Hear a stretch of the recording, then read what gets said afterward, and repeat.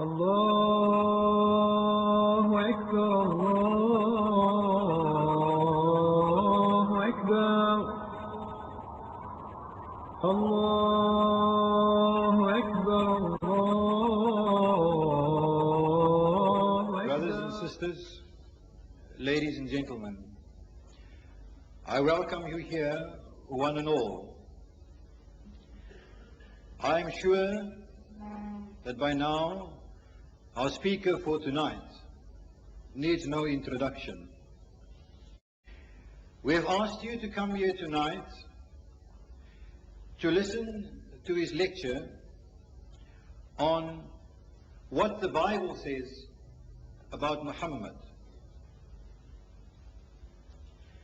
This is the first of a series of lectures that he intends delivering in the peninsula. The last one being on Tuesday evening in Kensington, Tuesday the 17th of April. We would just like to remind you of what the topic is for tomorrow night, following on tonight's topic, which is what the Bible says about Muhammad. Tomorrow evening, if Allah so wills, in the Rockland Civic Centre at Mitchell's Plain, at the same time, 8 o'clock, Ahmad Deedat will speak on Muhammad, the natural successor to Christ. On the reverse side of this pamphlet, which is obtainable outside, you can find the itinerary of his travel through the peninsula and the topics that he will be speaking on. I would like to draw your attention to one in particular, which he will be delivering in the City Hall, Cape Town, on the 14th of April, 1984, at 8 p.m., which is entitled, and although there is an error on the pamphlet, it reads Crucifixion or Crucifixion. As it stands on the pamphlet, one is exactly the same as the other. But the first one should have been spelled X-I-O-N, and the second one, as it is there, C-T-I-O-N. Ahmad Deedat will deliver his lecture, and at the end of his lecture, there will be question time. Ahmad Deedat.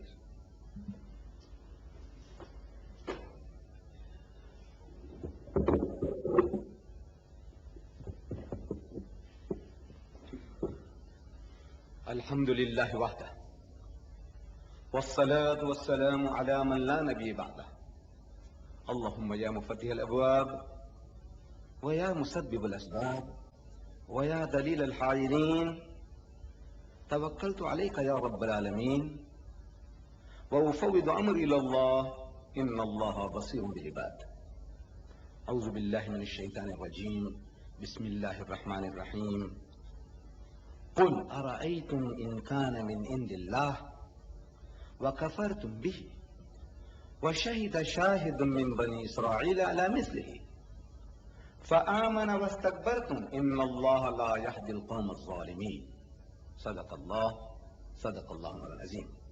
Mr. Chairman and my dear brothers and sisters, I have just read to you a verse from the Holy Quran, from Surah Ahqaf, that is chapter 46, verse number 10. Now, Surah Ahqaf, actually, this verse gives me the cue for this evening's talk. The subject, what the Bible says about Muhammad sallallahu alaihi wasallam, is in actual fact a commentary of this verse. Now, how can you find this verse in the Quran? If you have a Holy Quran at home, how will you find this? Because it is very essential that we Muslims get acquainted with Allah's Kalam, with the Book of God. You see, it's no use just listening to lectures and going away feeling entertained, elated, elevated. We must have that kind of yearning to go and check up firsthand, verify firsthand what the speaker for tonight or any other speaker, he makes mention of a Quranic verse, go and check them up. And by checking up, you are strengthened more in your conviction about what the man has said, if it is true. And if not, you can take exception. You can pull him up. Now, this Surah Ahqaf, in this Quran here, in the Arabic Quran, it's very difficult for us to find, because the references are not so easily available. But in a translation like this one I'm holding in my hand, by Abdullah Yusuf Ali, in this translation, at the end, there is a very comprehensive index. And if you open the index, and under A, look for Ahqaf, A-H-Q-A-F, Ahqaf, and you'll see there, it says 46, chapter 46. So you open 46, and I said verse number 10, you get verse number 10, and you read it for yourself. Now, every Muslim, I'm appealing to every Muslim that he must have this Quran at home. You know, this book here, Allah's Kalam, it is so cheap, it's hard to believe that you can buy today a book of about 2,000 pages. That is this volume here, for 7 rands 50 cents. There is not another book on earth, an encyclopedia of 2,000 pages you can buy today for 750. And if you like, you join forces with another brother of yours, or if you want to give to somebody, 2 for 10 rands, 5 rands each. They are available in the foyer before you part. And at every meeting, inshallah, as long as I'm around, they will be available. 750 each, or 2 for 10 rands. Now, the meaning of the verse I have read says, Qul, Allah is telling our Nabi Kareem sallallahu alaihi wasallam in the first instance, and through him he's telling us that we must also do the same. Qul means say. Tell them, Ara'aytum in kana min indillah. Do you see? Can't you see whether this book is from Allah? Wa kafartum bihi, and yet you disbelieve in it? This is now addressed to the unbeliever. Can't you see? In other words, if you look at this book, if you read this book with an open mind, you will be able to recognize that this is from your Lord and Cherisher, your Creator. It's self-appealing, self-proving, it proves itself. So Allah Ta'ala is reasoning with His creatures, with the unbeliever. Can't you see whether this book is from Allah? وَكَفَرْتُمْ بِهِ, and yet you disbelieve in it? وَشَهِدَ شَاهِدٌ مِّن بَنِي إِسْرَائِيلَ عَلَى مِثْلِهِ, and a witness from among the children of Israel bore witness of one like him. فَآمَنَ, and they believed. وَاسْتَكْبَرْتُمْ, but you are puffed up with pride. إِنَّ اللَّهَ لَا يَهْدِي الْقَوْمَ الظَّالِمِينَ, and Allah will not guide the unjust. Chapter 46, verse 10. Now it speaks about وَشَهِدَ شَاهِدٌ مِّن بَنِي إِسْرَائِيلَ عَلَى مِثْلِهِ, and a witness from among the children of Israel. Here referring to Hazrat Musa alayhi salam, the holy prophet Moses, that he bore witness of one like him. And from that we get the title of this evening's talk, what the Bible says about Muhammad sallallahu alaihi wasallam. People want to know that how does it come about that you as a Muslim are now expounding prophecies from the Christian Bible? How did it come about? This sort of a situation, because it's something, unnatural for a Muslim to be expounding his case from the opposition's book. Now, the way it happened is this, that I didn't go into a university or a Darul Ulum to learn this science of comparative religion. I was forced into a situation where, as a young man when I left school, I happened to be working in a country shop at a place called Adams Mission Station. Mission Station. Adams is an American-born mission, secular education as well as missionaries were being trained. And I was working in a shop selling sugar and salt, flour, handkerchiefs over the counter. And the missionaries who were getting training at that college, an American college, missionary college, they were harassing the Muslim young men serving behind the counter. We are all young men, just left school. And they came to tell us, attacking us, whatever they learned, they used us as a punching bag for practicing purposes. They said, you know, Muhammad had so many wives. He spread his religion at the point of the sword. He copied his book, the Quran, from the Jews and the Christians, and on and on. And they made life so miserable for me. I felt like leaving the job and running away. But jobs are hard to get those days. The only thing that was left was either fight back or run away. And you can't fight back without weapons. You know, there's knowledge. If you have no knowledge, you can't defend yourself. And by the mercy of God, I came across a book in my boss's warehouse, an old dilapidated worm-eaten book full of mildew. And the title of that book was Izharul Haq, which means the truth revealed. And when I read this, it dealt with the problems of the Muslims in India. When the British conquered India, they realized that at any time anybody will give them trouble, it will be the Muslims. Because power was wrenched out of their hands. They had tasted dominion, power, and once you taste that, you feel like yearning to get it back again. The Hindus, the overwhelming majority of the people of India, they were then as docile as the cows that they were worshipping. There was no fear from that quarter, but they feared the Muslims. So they started pouring in the missionaries into India like frogs in the rainy season. Change the Muslims and teach them to turn the other cheek, and you can rule them for 1,000 years. This was the theme of the book, and how we were to defend ourselves against the Christian missionary attacks. So I read the book, and as a result of that, I started reasoning with these students. And when I went to Durban, it became a hobby with me, attending religious lectures on comparative religion, on biblical prophecies. And one of the lectures which put me really into this field actively was one delivered by a certain Reverend Hyten. I didn't know at that time that this Reverend Hyten was a Seventh-day Adventist. He was dealing with biblical prophecies, you know, prophecies from the Bible. And that evening that I was attending his lecture, he was expounding a prophecy from the book of Revelation. In the Christian Bible, the last book is called the book of Revelation. The Roman Catholics, they call it the Apocalypse. Apocalypse.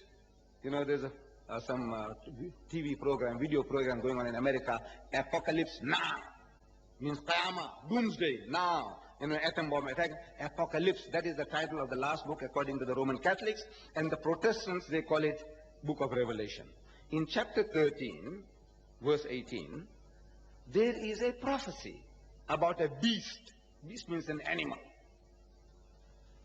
And the number of that beast is 666. And this reverend went on to expound that evening that beast mentioned in that book is the Pope of the Roman Catholics. I didn't know that this man was a Seventh-day Adventist.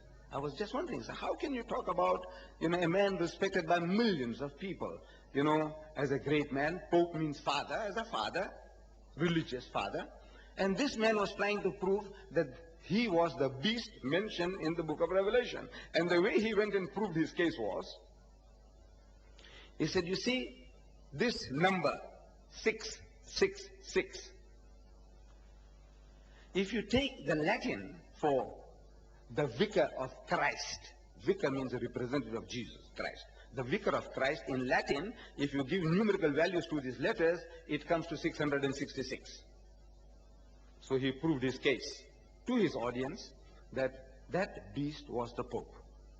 The latest that the Christians have come out with is that they say that this beast is Dr. Kissinger. Now how does that come about? You know, they're very ingenious. These missionaries are so ingenious, you know, you marvel. How did they get wahi, ilham, or, you know, is the Holy Ghost coming and telling them what happened? How do they discover these things?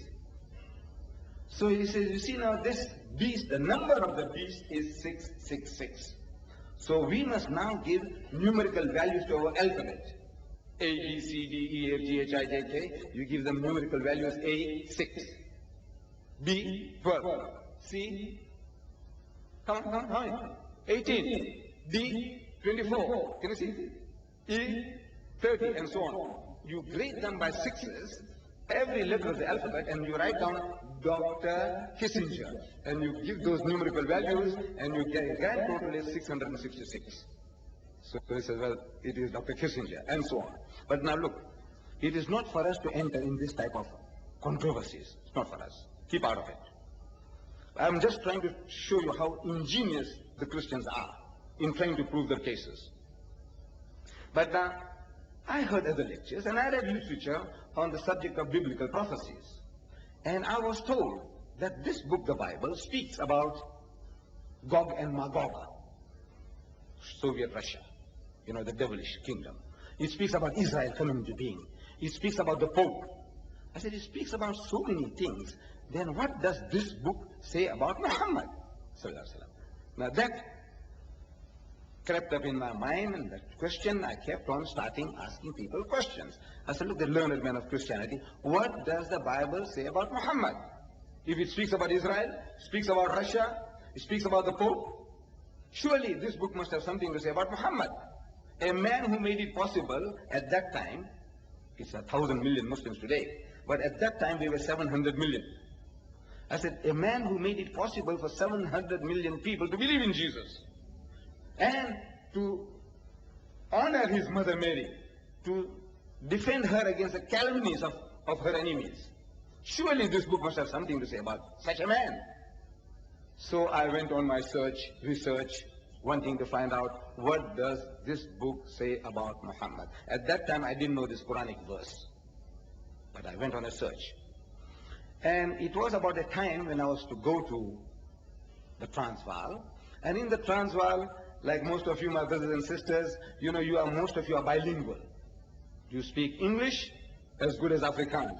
Most probably Afrikaans is the home language, but your English is as good as your Afrikaans. On the average, you are more bilingual than most Afrikaners. You people, the colored as well as the Malay, you are more bilingual, speaking both languages equally well compared to the average Afrikaner. That is my discovery. So while going to the Transvaal, they too, my people, even the Indian Muslims, they also speak Afrikaans. So I was going on a lecture tour, so I said, look, let me try and practice a bit of Afrikaans. And to do that, there was nobody around me to speak Afrikaans to. So I started looking in our telephone directory in Durban for the DRCs, the Dutch Reformed churches. And I found a church, DRC. I phoned. I said, look, Domini, that's what you call a priest. I said, look, Domini, I'm interested in religion, and I'd like to come along and have an exchange of views, sharing God's word. So, you know, that the person on the other side, he can sense it, that this person who's speaking to him, now mind what meticulous English we speak, he can sense it from our tone, intonation, that this guy is an Indian. As much as you. When you come to Durban and you speak to me English, I can make out you're a Cape Townian. You will say, how? I said, look, I know. You and the way you speak is something different from the way we speak. It's same English, same language, but even then, there's something in your tone that tells us you are a Cape Townian. You don't realize that, but we do. As much as you realize that this guy's come from Natal. So the guy senses that this guy's Indian, he says, sorry, it's very busy, no time. Number 2, sorry, very busy, no time. Number 3, sorry, Number 4, 5, 6, 7, 8. I was persistent. I had the patience and the perseverance, you know. I wanted to practice a bit of Afrikaans, so I must find a customer. So the number 13 was my lucky number. Usually it's the unlucky number. You know, for Westerner, 13 is a very unlucky number. You know that. On our airways, there is no rule number 13 on any of our planes. If you don't know, next time you travel on the plane, check up. There's 12, 14, 15, 16, there's no 13 row in any South African airway planes. You didn't know that? Yes, they're so superstitious. Blocks of flats, They have 1, 2, 3, 4, 5, 6, 7, 8, 9, 10, 11, 12, 14, 15, or 12A. There's no 13, 12A. You know, this 13 is an unlucky number, and Friday the 13th is double bad luck. You see? So number 13 happened to be my lucky number, and according to appointed time, a Saturday afternoon, I went to meet this Dumini van Heerden of the DRC. He met me on the veranda, and he sought permission, if I didn't mind, he said, to have his father-in-law along in the discussion. No, I said, not at all. So he took me into his library, and I began with the question. I said, Dumini, what does the Bible say about Muhammad? And without any hesitation, he said, nothing. I said, why nothing? Does not the Bible speak about the rise of Soviet Russia? He said, yes. About the coming into being of the state of Israel? He said, yes. And about the Pope? The beast 666? He said, yes. Then I said, what does it say about Muhammad? He says, nothing. I said, surely it must have something to say about this mighty messenger of God who made it possible for 700 million people to believe in Jesus Christ. So the Afrikaner, his father-in-law from the Free State, he said, you know, my boy, I didn't have my beard then, you see. So he said, you know, my boy, he said, I have been reading the Bible for the past 50 years. If there was any mention about Muhammad, I would have known it.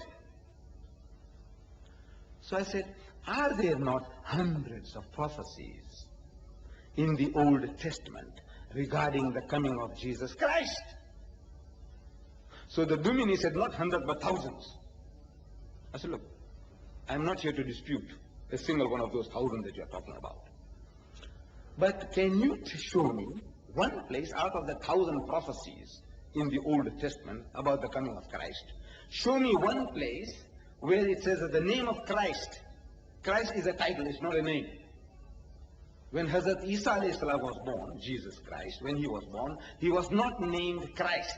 He was named Jesus, according to the Bible. Actually, Esau in Hebrew, Isa in Arabic, Isis in Afrikaans, that's nearer to Arabic and Hebrew.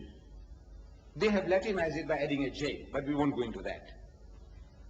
In the Gospel of St. Luke, we are told, it says when he was 8 days old, he was circumcised and named Jesus by the angel when he was in his mother's womb.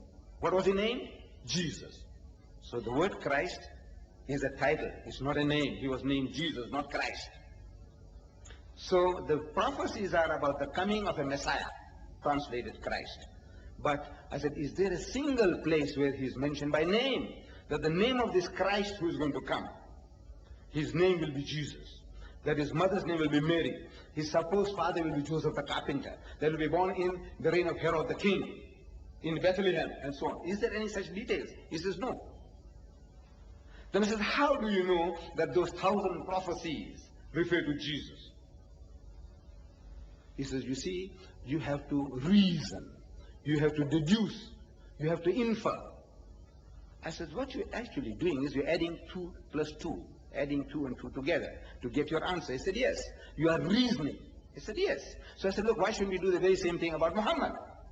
In 1,000 prophecies, you don't find a single place where the man is mentioned by name, and yet you say those 1,000 refers to Jesus without name. Why do you expect me to show you in your Bible Muhammad spelled out M-U-H-U-M-M-E-D? Why do you ask me? Why do you demand from me that? At that time I didn't know. My knowledge was limited. I didn't know that Muhammad is mentioned by name. Wallah is there by name.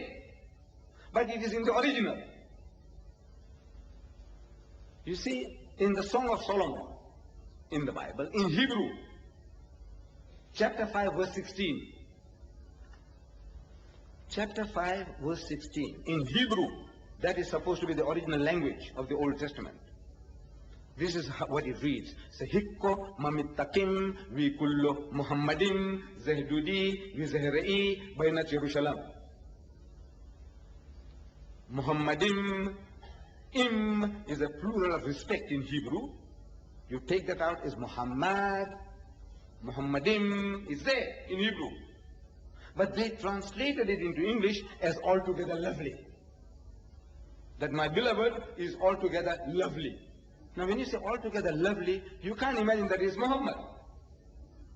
And in Afrikaans, I was looking at the word, it's very difficult for me to pronounce.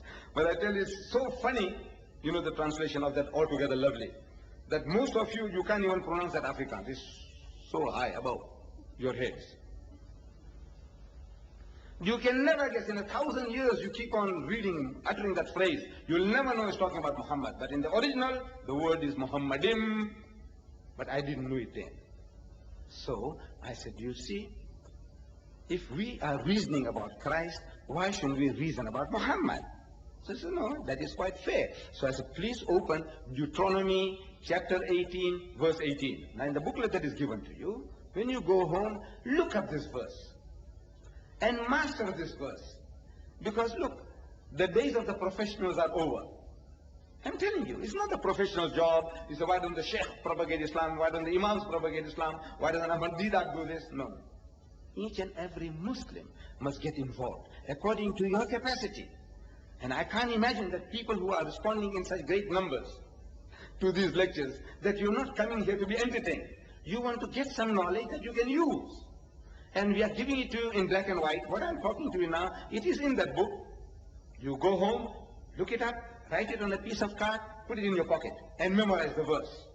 Memorize it. Once you memorize it, repeat it, that every opportunity you get, practice it. As the Christians are doing on you, you do the same. We must share. They want to share the heaven with you. We are prepared to share more than that with them. You know, our curry and rice, as well as heaven on the other side. They can only share heaven. Cost them nothing to give heaven to you. You know that. He is not prepared to give you a cup of tea or bhajiyas or samosas. Never. But you go to the Muslims' home, they come along and they eat our food, they eat our biryani, our samosas, our tea, and they want to make nest in our head. Now look for a change. It is about time that you start sharing something more than heaven. Heaven costs you nothing.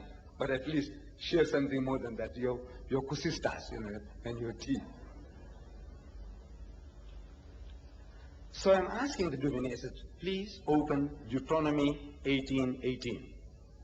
And when he opened it, I said, look, I'm trying to learn it in Afrikaans, and if I would like you to correct me if I'm wrong. You know, my pronunciation, help me. So saying, I said, what is written there? I said, profeet sal ek vir hulle verwek, uit die midde van hulle broers, soos jy is. En ek sal my woord in sy mond lê, en hy sal aan hulle sê alles wat ek hom beveel. So it is very good. I don't know whether I was murdering it, but he says it's very good. You know, it is a good try. So I'm asking, who is that prophet? In English, it says, I will raise them up a prophet from among the brethren, like unto thee, and I will put my words in his mouth, and he shall speak unto them all that I shall command him. To those of you who might want to listen to this in the Bible, from the Bible in Arabic. See, it's so beautiful. It's nice to know, because when you go among the Christian Arabs, I was thinking when I was young, I wanted to go to Lebanon before this trouble started. I said, I want to go and speak to the Lebanese Christians. And how much nicer if I can quote them in their mother tongue. Like the Afrikaner, quote him in his mother tongue. You are bilingual, you must master this in both languages, English and Afrikaans. If you can master another language, another dialect, go ahead. The Bibles are available in 2,000 different languages. Endless scope. So I start learning that in Arabic to go to Lebanon. أقيم لهم نبيا من وسط إخوة مثلك وأجل كلامي في فمه فيكلمهم بكل ما أوصيه به. I wanted to go to Israel, talk to the Jews, so I learned it in Hebrew. Navi akim lahim mikarim akhayhim kamokhavim. Look, I do it in a dozen different languages because it opens up doors. Because if you can speak a man's mother tongue, his heart opens out to you. He's prepared to listen to you, even if you're murdering the language, as I was doing. I could have been murdering Afrikaans, but he loved it. He loved to listen to me talk. An old, a grown-up person who knows nothing about Afrikaans and is trying to rattle it off. So I'm asking, who is this prophet? So he said, this is Jesus. But I said, it doesn't say Jesus. He said, no. You see, prophecies are word pictures of something that is going to happen in the future. And when that thing actually comes to happen, you say this is the fulfillment of that. What was said is now being completed, accomplished. That is a prophecy. And this prophecy refers to Jesus. I said, why? He said, you see, it says, soos jy is. Een profeet sal ek vir hulle verwek uit die midde van hulle broers. Soos jy is. Soos jy is means like unto thee, like you, like Moses. And Jesus is like Moses. So I said, how? He said, you see, Jesus was a Jew and Moses was a Jew. I said, yes. So Jesus is like Moses.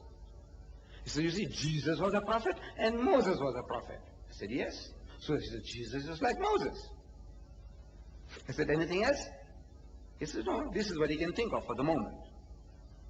So I said, look, if these are the only two standards of finding a candidate for that prophecy, then this prophecy will fit every Jewish prophet after Moses. David, Solomon, Ezekiel, Elisha, Elijah, Zechariah, Micah, name them, Zephaniah. There are 70 different prophets mentioned in the Old Testament. In the New, John the Baptist, Yahya alayhi salam.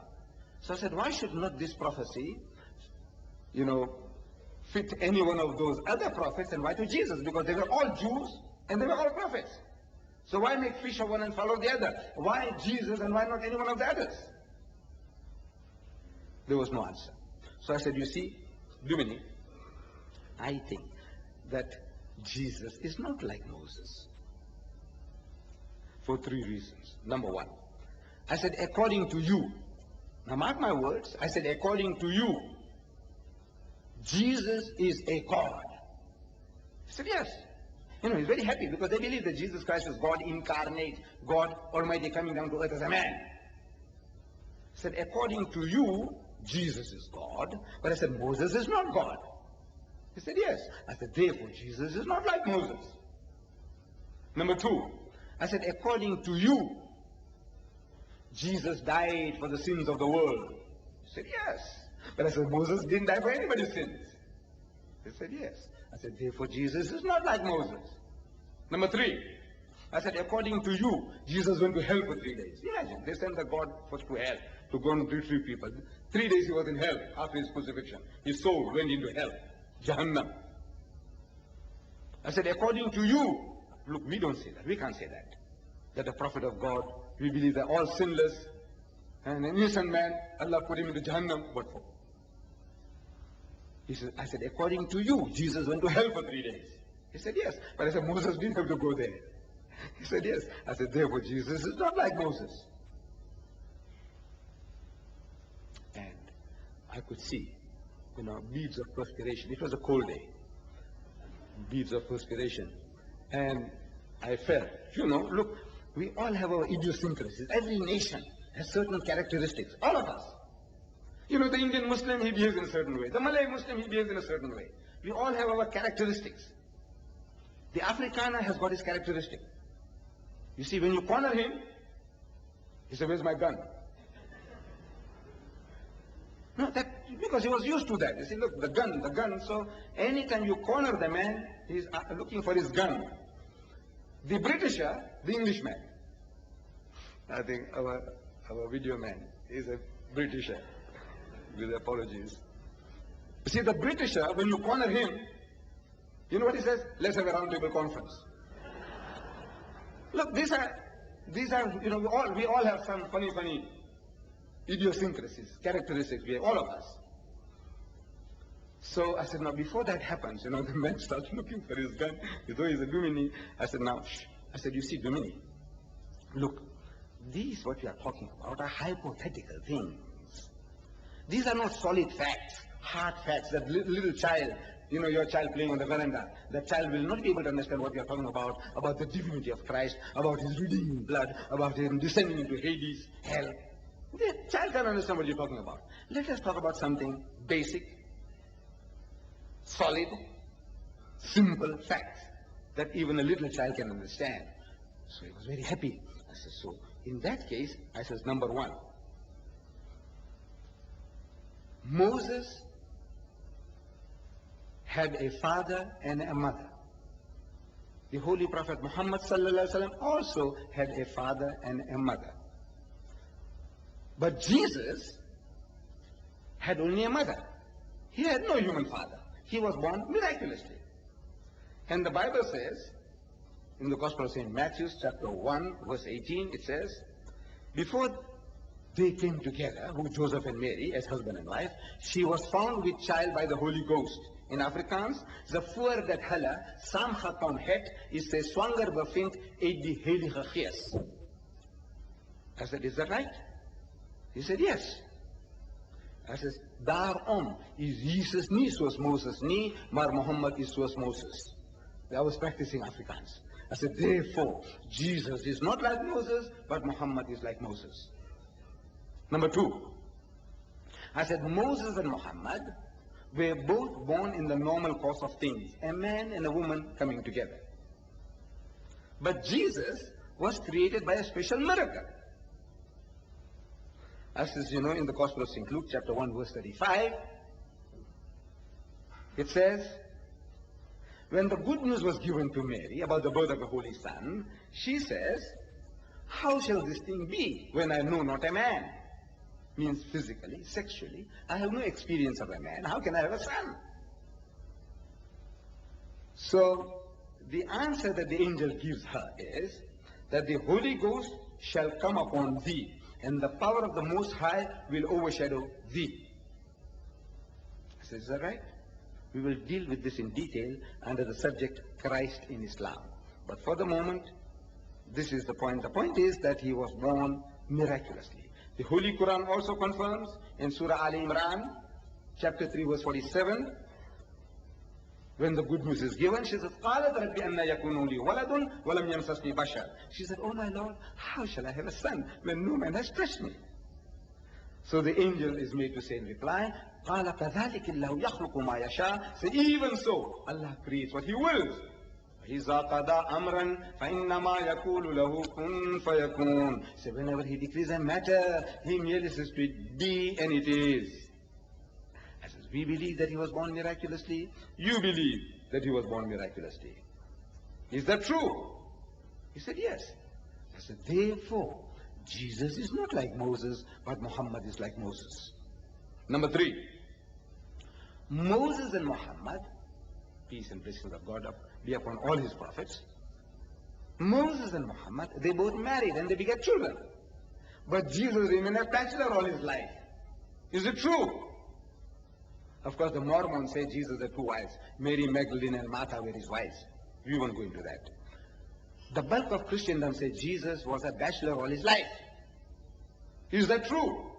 So he said, yes. I says, therefore, Jesus is not like Moses, but Muhammad is like Moses. Number 4, Moses and Muhammad were accepted as prophets, acknowledged as prophets by the people in their lifetime. No doubt, the Jews gave endless trouble to Moses, Hazrat Musa. Endless trouble. They murmured in the wilderness. And he was so provoked, Hazrat Musa salam, that he addresses his own people. He says, behold a stiff-necked people, an arrogant people, you, my people. He said, ye have been rebellious against the Lord since the day I knew you. From the day I know you, you are like this, a rebellious people against Allah. These are the condemnations of Hazrat Musa for his own people. Endless trouble they gave him. But before he died, his people as a whole, they accepted Hazrat Musa salam as Rasulullah, as the messenger of Allah.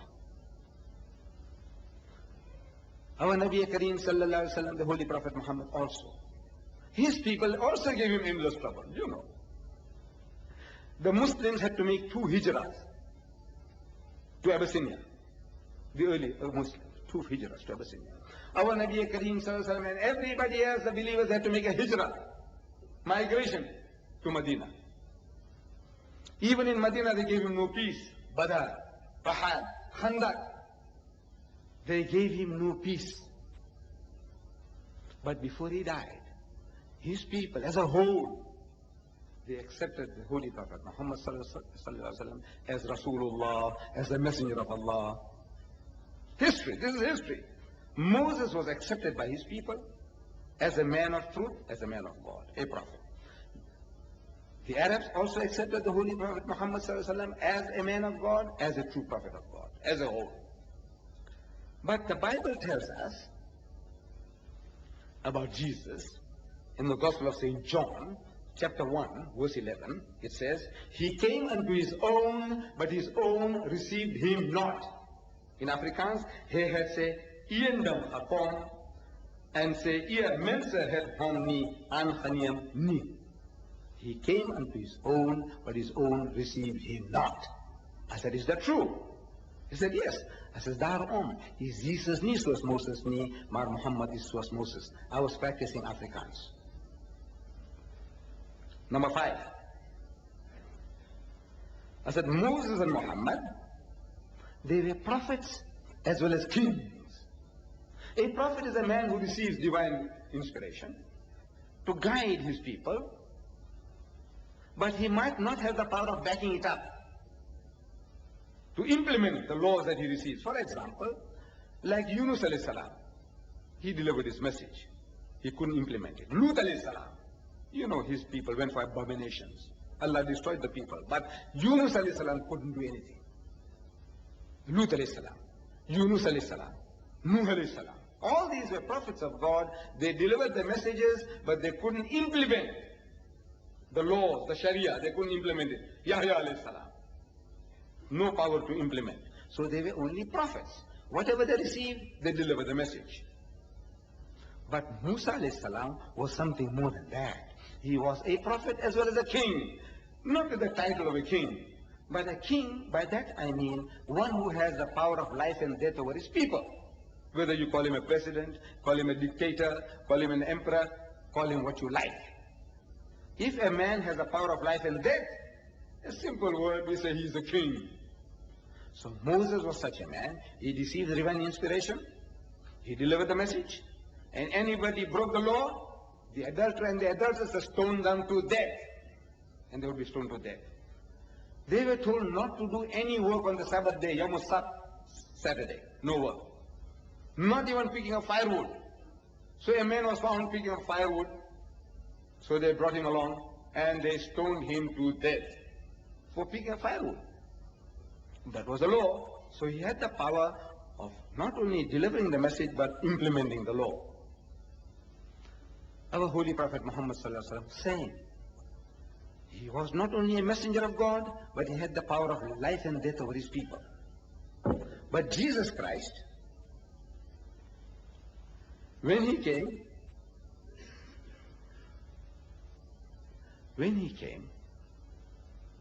and he was confronted by the Romans, the Jews implicated him, and he was brought for trial for treason. That was the trial, was for treason against the state, that this man is trying to pervert the nation, trying to create turmoil in the nation. So Pontius Pilate, the Roman governor, questions Jesus. He says, "Art thou the king of the Jews? Are you the king?" So Jesus says, "Thou sayest." That's what you say. So he said, "Am I a Jew to say that?" But when he was questioned, pressurized further, he says, "My kingdom is not of this world. My koninkryk is nie van hierdie wêreld nie." If my kingdom was of this world, then my disciples would have taken up the sword to fight, which they didn't do. So my kingdom is not from hence, not from here, not an earthly kingdom. Mine is a spiritual kingdom, meaning I am a prophet of God, trying to guide people spiritually, not to shoot out or kill people, chopping off people's heads. No, that's not my job. I didn't come for that. So he says, my kingdom is not of this world. In other words, his is a spiritual kingdom. Moses had a spiritual as well as a material kingdom. The Prophet Muhammad also had a spiritual as well as a material kingdom. Jesus had only a spiritual kingdom. He was only a prophet. Is that true? So Dume said, yes. I said, therefore, Jesus is not like Moses, but Muhammad is like Moses. Number 6.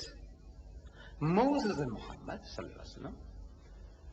they brought new laws and new regulations for the people. Before Moses, the Jews didn't have the Ten Commandments. They didn't have a comprehensive law. They knew certain things about good and bad. They knew about God Almighty, but they didn't have a law. Hazrat Musa alayhi salam gives them the Ten Commandments, and he gives them the laws of ceremonial law about purity, what is pak, what is napak, what is pure, what is impure, what to eat, what not to eat, and every little minutest detail, which they didn't have before. New law, new regulation. The Arabs before Islam also had no law. They were an absolutely a barbaric people. A nation that buried the daughters alive. They married their stepmothers. These Arabs, before in the Ayyamul Jahiliyyah, the days of ignorance before Islam. Drunkards, adulterers, gamblers, fratricidal wars over little things, they were fighting for decades. Gibbon, the master historian, in his Decline and Fall of the Roman Empire, he describes the situation beautifully. He says, the human brute, the animal in human form, the human brute, almost without sense, is poorly distinguished from the rest of the animal creation. That the only thing that differentiates him between the animal and him is the form. Ahsani taqweem. Allah has made you in the best of forms. Otherwise, worse than animals. These Arabs, no laws, no regulations. From that, through Allah's Kalam, the Quran, our Nabi Kareem Sallallahu Alaihi Wasallam, in the 23 years of his prophetic life, he transformed them into an angelic people. Thomas Carlyle, one of the greatest thinkers of the past century, he delivered a series of talks in England, and among his hero prophet, he chose our Nabi Kareem Sallallahu Alaihi Wasallam. Not David as his hero prophet, or Solomon, or Moses, or Jesus. He chose the Holy Prophet Muhammad as his hero prophet. And in paying a tribute, he says, to the Arab nation, it was a birth from darkness into light. This new revelation, new message. It was a birth from darkness into light. Arabia became first alive by means of it.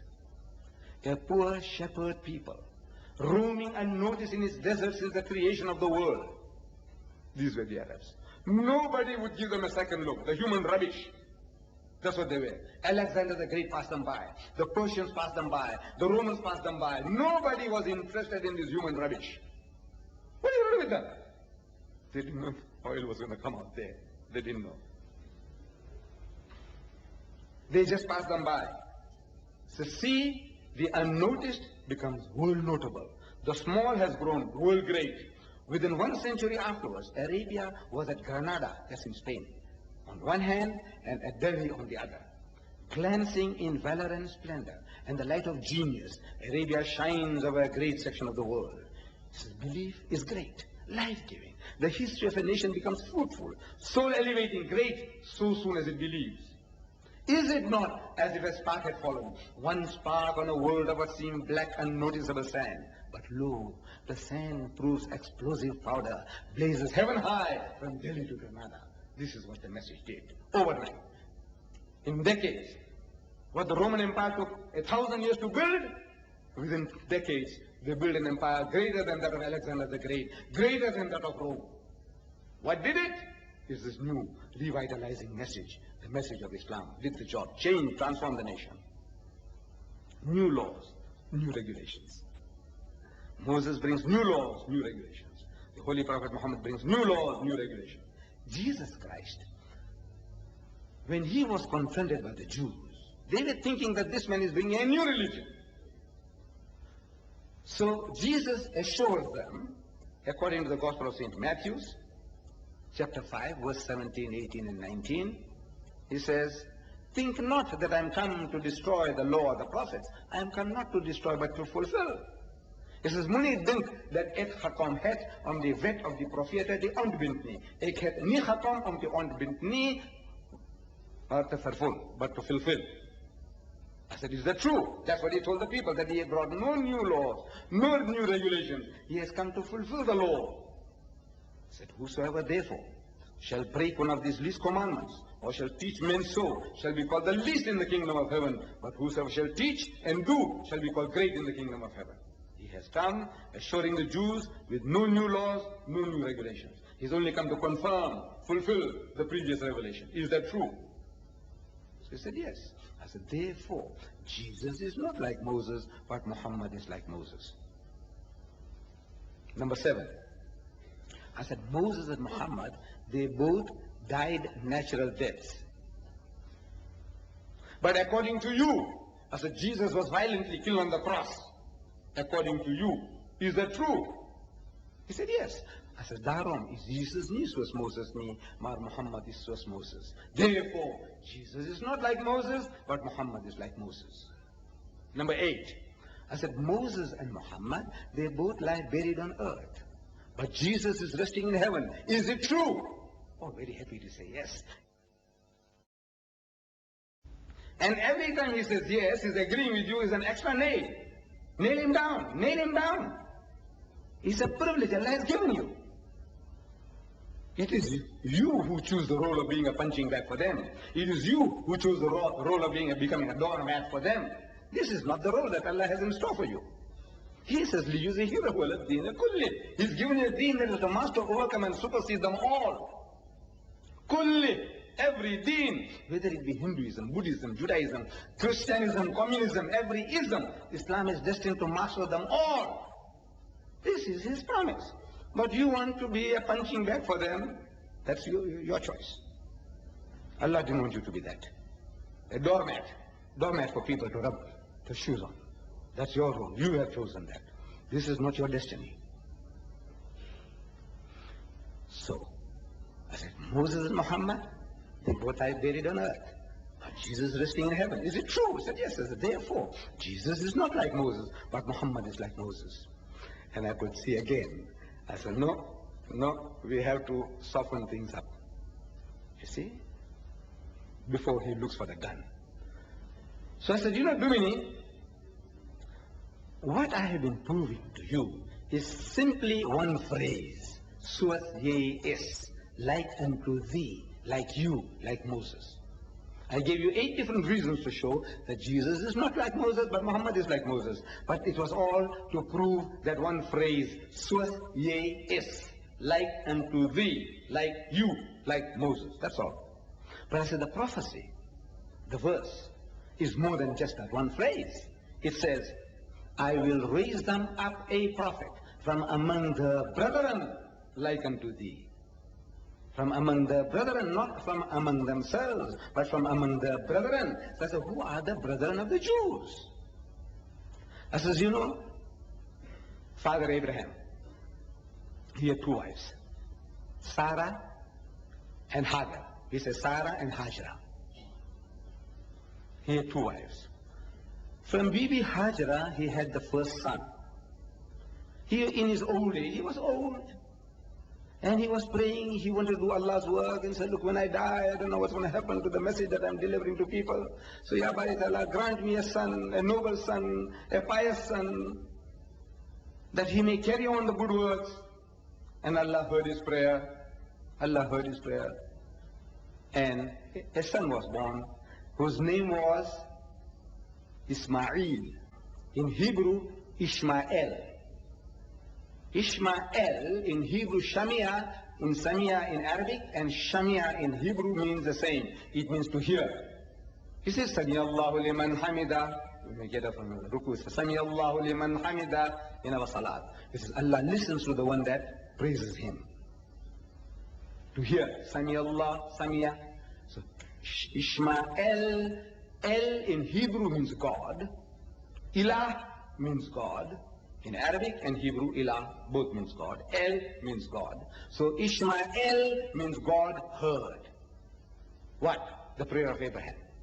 He asked Allah for a son, and Allah heard his prayer, means Allah accepted his prayer, and Ismail alayhi salam was born.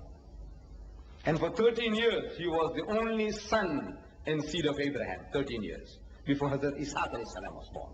After 13 years. And the Bible says, from among the brethren, the children of Ishaq are the Jews, the children of Ismail alayhi salam are the Arabs. They are brethren, one to the other. It doesn't say from among themselves, but from among their brethren. I said, who are the brethren of the Jews? The Arabs. Though out of pride, out of pride and arrogance. They are not giving that credit to their cousins. These are their brothers, their cousins. No. They make insinuations, against the Arabs about this being birth, that Hajra, they say, was a slave woman. She was a slave woman of Egypt, whereas actually she was a princess of Egypt. However, this aspect we will touch with in one of the lectures, Arabs and Israel, conflict or conciliation. Why this prejudice? We will deal with that then. But the fact for the moment is that he is from among the brethren, and I will put my words in his mouth. So I said, now how does somebody put somebody's word in somebody else's mouth? How do you put your words in your mouth? I said, you see, if I were to teach you a language which you never heard, you don't know, like Arabic, and I tell you, I ask you, I said, look, Dumini, repeat after me. Repeat after me. Qul huwallahu ahad, which means, say, he is God the one and only. So you say, Qul huwallahu ahad. So Allahu Samad, God the eternal absolute. So you say, Allahu Samad. What am I doing? I am putting my words in your mouth. See, these are not your words. You can't utter them by yourself. But what I'm saying to you, you are repeating them, so I'm putting my words in your mouth. Lam yalid wa lam yulad. He does not beget and is not begotten. So you say, Lam yalid wa lam yulad. So walam yakun lahu kufuwan ahad. And there's nothing like unto him. So you say, walam yakun lahu kufuwan ahad. What am I doing? I'm putting my words in your mouth. But when I asked you, open Deuteronomy 18:18, and if I asked you to read, and if you read, am I putting my words in your mouth? He says no. But if I tell you something which you don't know, you never heard before, and you repeat what I tell you, I'm putting my words in your mouth. Is that right? Is that right? I said, exactly. In that very manner, the whole Quran was revealed to the Holy Prophet Muhammad sallallahu alaihi wasallam. The very first revelation that was given to him, he was in the Ghar-e Hira, cave of Hira, subsequently known as Jabal al-Nur, the mountain of light, some 3 miles north of the city of Makkah. It was the 27th of the month of Ramadan. He is alone in the cave. And the Archangel Gabriel comes to him and commands him in his mother tongue, Iqra. Iqra, which means read, or recite, or rehearse.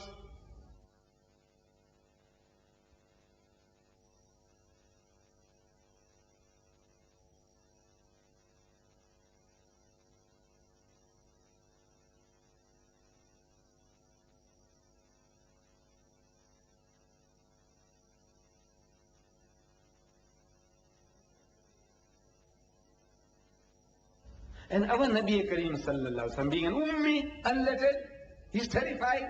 Somebody's asking you to read, and when you can't read, so he says, Ma ana biqari'in. He said, I'm not learned. So the angel of God commands him a second time, Iqra, read. And again he pleads, he says, Ma ana biqari'in. I'm not learned. How can I read? The third time, the angel of God, Jibreel alayhi salam, presses him hard and says, Iqra bismi rabbika alladhi khalaq, which means read in the name of the Lord and Cherisher who created. So now, our Nabi Kareem sallallahu alaihi wasallam, he grasped that what was required for him to do was to repeat, because this Arabic word Iqra means to read, to recite, to rehearse, to repeat. So he repeated. So Iqra bismi rabbika alladhi khalaq. So read in the name of the Lord and Cherisher who created. So he said, Iqra bismi rabbika alladhi khalaq. So khalaqa al-insana min alaq. So he who created man from a mere clot of congealed blood. So he says, khalaqa al-insana min alaq. So Iqra wa rabbuka al-akram. So read, and the Lord is most bountiful. So he said, Iqra wa rabbuka al-akram. So alladhi allama bil kalam. So he who taught the use of the pen. So alladhi allama bil kalam. So allama al-insana ma lam ya'lam. So taught man that which he knew not. So allama al-insana ma lam ya'lam. These were the first 5 verses revealed to the Holy Prophet Muhammad sallallahu alaihi wasallam in that cave of Hira. As soon as the angel departed, sweating all over, terrified, he runs home 3 miles south to his dear wife, Ummul Mu'mineen Khadijatul Kubra, and he says, cover me up, cover me up. Something terrible has happened. She covers him up, and when he gets out of his excitement, he explains to her what he has seen, and his fears that something has gone wrong with me. You know, we talk about other people getting possessed. In those days, it was so much common. This man, that man, that man. In the time of Jesus, you know, he says the spirits went into 2,000 swines, and they ran down the hill and they all got drowned in the Bible. Then spirits went into a fig tree and he dried it up from its very roots. And spirits were going into men and women and animals, everything. So now, in that day and age, he's also fearing that something, I think, has gone wrong with me. What is this? I hear a voice telling me to read this. And she said, look, Allah will not allow such a thing to happen to you. You are kind to orphans and the widows, and you are so good, you are so charitable. And she takes him to her cousin Waraqa, who was a learned man of the Jewish and Christian scriptures, who was a Christian, Arab Christian. And when he heard the story, he said, you are the messenger of God chosen for this people. I wish I would be alive. I said, these people will persecute you, they'll harm you. But he said, I wish I was alive to defend you then. But these were the first 5 verses given to him. And in the next 23 years of his prophetic life, according to the needs, telegrams were received. Telegrams. The Quran is a book of telegrams. This is how Allah speaks. He doesn't speak like once upon a time, the fox and the grey, the wolf and the lamb, Baba black sheep. This is not the Quran. The Quran is a concentrated book. قُلْ هُوَ اللَّهُ أَحَدٌ اللَّهُ الصَّمَدُ لَمْ يَلِدْ وَلَمْ يُولَدْ وَلَمْ يَكُنْ لَهُ كُفُوًا أَحَدٌ. 4 verses. Complete. Chapter is complete. It's an ocean. Now you start thinking about what is this? Ocean. But you read it even with the meaning. He said, now what did I say? What did you say? So well, God is only one. And what else? He said, well, he doesn't beget and is not begotten, has got no father and no son. Yeah, what else? Very difficult. You need a commentary. The Quran is a very concentrated book. Allah talks by telegrams. So, during the next 23 years of his prophetic life, what was given is now contained in this book, the Holy Quran.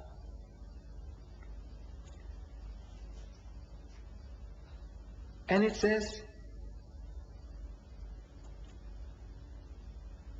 when we had reached that point, the Domine felt that we should, cut it short now.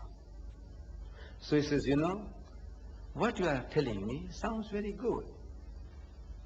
One day I'd like to call you to my church to speak to my congregation. In my mind I said, that will be the day. But he'd like to call me one day. But I said, you see, all this what you're talking about is not important. It's not important. He said, look, we got the veritable Son of God. He died for our sins. He absolved us from all sins. You see, such a nice, cushy feeling one gets. Somebody paying for you.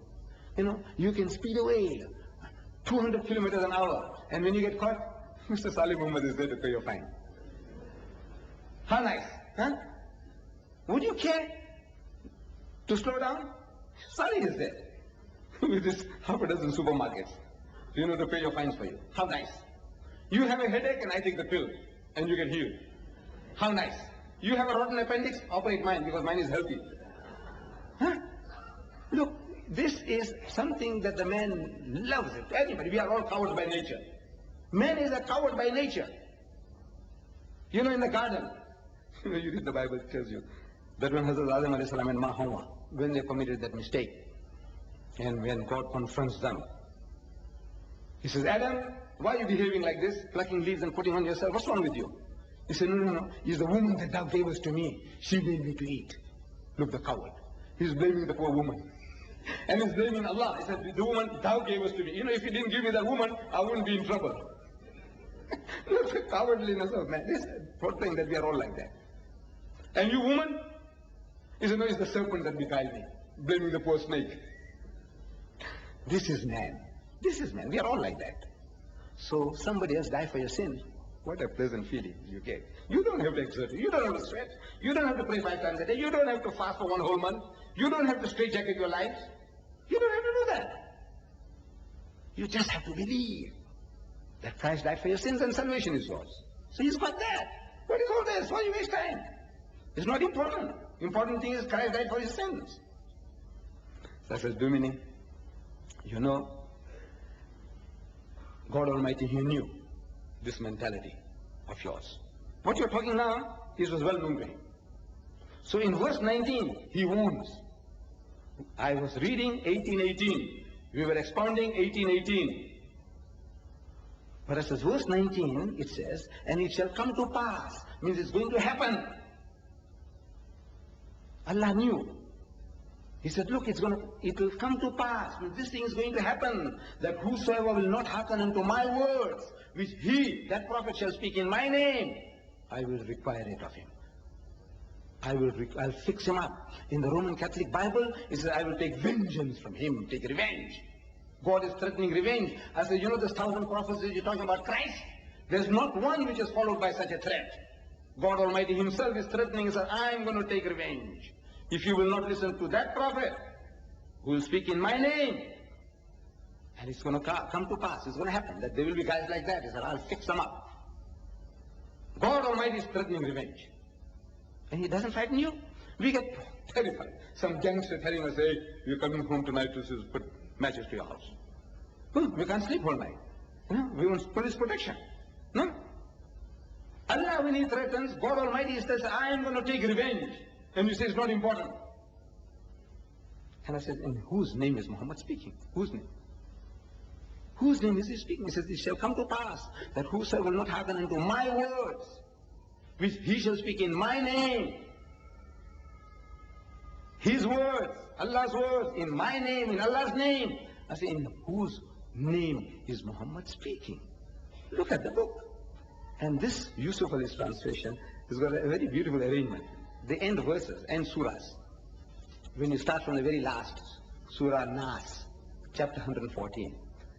You start with Surah Nas, every chapter, every page is a different chapter. Amazing.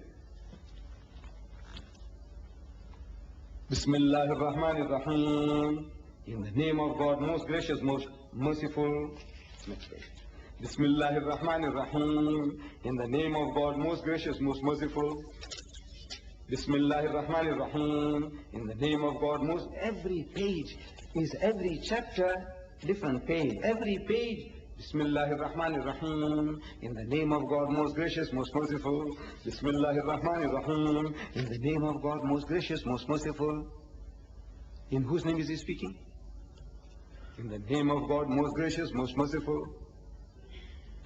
Look how this prophecy is fitting the Holy Prophet Muhammad. It's fitting him like a glove. We don't have to pull, stretch, hook or by crook, trying to prove your case. We don't have to do that. It's fitting him like a glove. Every word, every chapter begins. In the name of God, most gracious, most merciful. In the name of God, most gracious, most merciful. Amazing, amazing. So, I says, you know, what we have to do? Find out, what is this man out to teach you? What is he telling you? Why don't you investigate? Why don't you make sure? What does he say? What is he telling you? He is not telling you that Jesus is not God, but I am God. He is not telling you that Jesus is not the Son of God, but I am the Son of God. He is not telling you that Christ didn't die for your sins, but I am going to die for your sins. Nothing. He's inviting you to the religion of God. Worship God, the Father in heaven, who is the only God, who is the real God. But I says, you know, in the time of Jesus, the Jews were waiting for this prophet to come. You see, the Jews have not produced another candidate. They are not making any claim to their prophecy. The only candidates are what the Christians produce, Jesus Christ and the Holy Prophet Muhammad. But in the time of Jesus, they were still waiting for this prophet of Deuteronomy 18:18. And the proof of that is, you open the Gospel of St. John, chapter 1, verse 19. And you read there that the Jews sent Levites and priests, learned men, to go to John the Baptist, Yahya alayhi salam, who was in prison, to ask him, who art thou? Who are you? Because the Jews had a number of prophecies. 3. They were waiting fulfillment of 3 prophecies in the time of Jesus. They were waiting for the coming of the Messiah. Masih, Christ, translated Christ. Masih, translated Christ. They were waiting for the coming of the Messiah. But they had another prophecy side by side, that with the coming of before the coming of the Messiah, Elias must come first. Elias is a prophet supposed to have gone up into heaven by whirlwind. And before the coming of the Messiah, this man, Elias, must come first. So when Jesus claimed that he is the Masih, the Messiah, Christ, they said, where is Elias? So he points out to John the Baptist, Yahya alayhi salam, that John the Baptist is Elias, or in the spirit of Elias. So they were not satisfied with Jesus' recommendation. So they go to John to make sure whether he is what Jesus is telling him to be. So they ask him, Number one, first question. Art thou that Christ, the one we are waiting for? Masih, are you that? Now, Jesus was the Christ. We believe that. So he says, no, I'm not. He is not that Christ. There can't be two Christs at the same time. Then they ask him, art thou Elias? Then he says, I am not. Now, this is giving a lie to Jesus.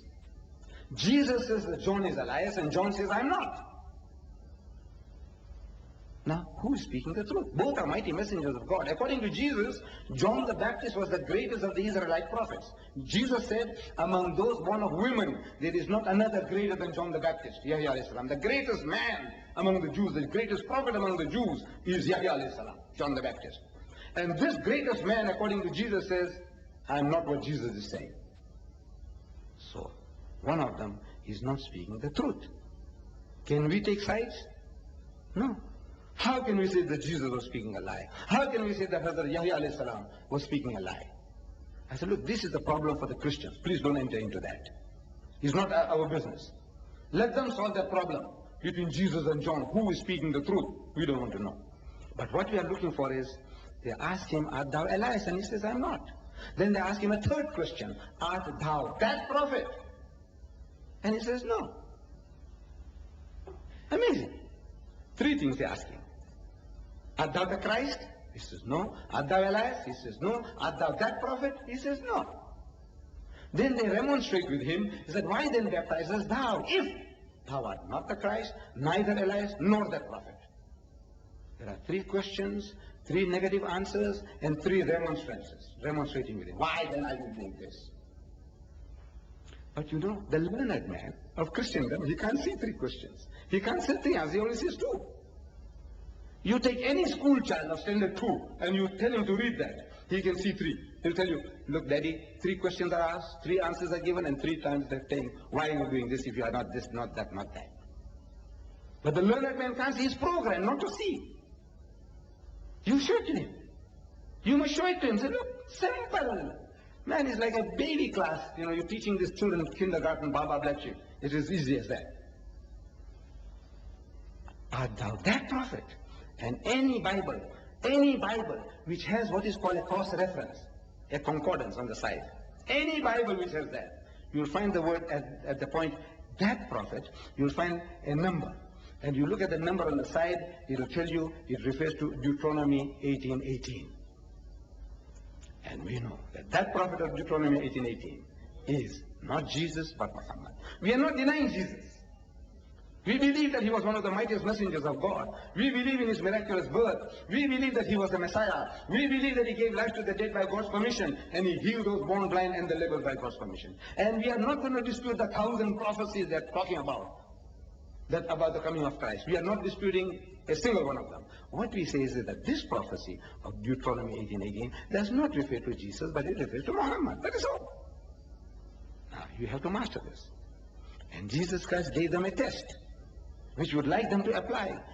He said, for there shall arise many false prophets and false Christs, who will show you great signs and wonders, miracles. False prophets can do that, he says. Many false prophets and false Christs, who will show you great signs and wonders. If it were possible to deceive the very elect, even the chosen one of his can be deceived. Such miracles they can perform. Then how are you going to know the true from the false? He said, by the fruit you shall know them. What do they produce? By the fruits ye shall know them. Do men gather grapes from the thorn or figs from the thistle? Do they? So no. Every good tree will bear good fruit, and every evil tree will bear evil fruit. Judge them by their fruits. By the fruits ye shall know them. We are not paragons of virtue, we Muslims. We are not. Let's admit it, that we have our black sheep like any other community. But, and I can boast, and I have been boasting, and I have not been contradicted, that my people, the Muslims of South Africa, we have the lowest alcoholic consumption in the country. We don't say we have no drunkards. We have our black sheep, our drunkards as well, who might drink any other Christian or Hindu under the table. We have them too. But we have the lowest alcoholic consumption in the country. We have the lowest gambling rate in the country. We have the lowest prison rate in the country. We have the lowest divorce rate in the country. We have the lowest suicide rate in the country. And we have the highest charity rate in the country. With what God has given us, We are the most charitable of people. We are the most hospitable of people. We are the most sober people. In everything. Though we are not paragons of virtue, we have our black sheep. We have to admit. We have our crooks and cutthroats too. But as a people as a whole, there is not another nation or community in this country that can show a candle to us that we are better than you. What did it? This man's teaching. Forget everything. Remember this one thing, that at the present moment, there are 1,000 million Muslims in the world. 1,000 million Muslims, 1 billion. And we as a people as a whole, we don't drink alcohol. We are the biggest society of teetotalers in the world. People who don't imbibe alcohol. Biggest society in the world are the Muslims. Despite all our drunkards, we are still the biggest society of people who don't touch that stuff. I said, if Muhammad did nothing but freed mankind from this one evil. South Africa, we spent last year 2,000 million rand on alcohol. Last year we spent 2,000 million, 2 billion on gambling. Very little of our money went there, I hope. My dear brothers and sisters, we have given you this little booklet. Look, take it home. Master these verses, master them, memorize them to such an extent that, you know, you can stand on your head and you can rattle it off. That's the only way to learn, is that if you can stand on your head and rattle it off. Profeet sal ek vir hulle verwek, uit die midde van hulle broers. So in case you are talking and the guy breaks you in the middle and he takes you off like a shark, you know, you can catch a shark, what happens? He's taking you this way, that way, and you pull it back again and the thing reels again. So same thing happens in a dialogue. You know, while at work, while you're having tea, the discussion starts and the guy takes you off. So what about this and what about Khomeini? We are talking about Deuteronomy 18:18 and he wants to know about Iraq-Iran war. He wants to know about this. So if you have mastered it, you can bring it back. Again, where you left off is a Suasies. You know, we are discussing Suasies. And Excel me word in the mondale. And Excel me word in the mondale. Can you see? So you must master this. You owe it to yourself. And I says, the pleasure and the privilege is ours. Allah has given it to us. لِيُزْهِرَهُ عَلَى الدِّينِ كُلِّهِ. He's given you a deen that is to master, overcome, and supersede them all. وَكَفَى بِاللَّهِ شَهِيدًا. And enough is Allah as a witness to this fact that is going to make his deen to prevail, with you or without you. It's a privilege Allah has given us that we can serve his deen. We can do the works of the prophets of God and earn a prophet's reward. May Allah be with you. وَآخِرُ دَعْوَانَا الْحَمْدُ لِلَّهِ رَبِّ الْعَالَمِينَ.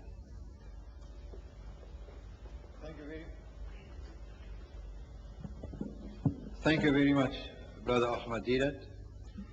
Brothers and sisters, ladies and gentlemen, before we enter into questioning, I'd like to cover a few points.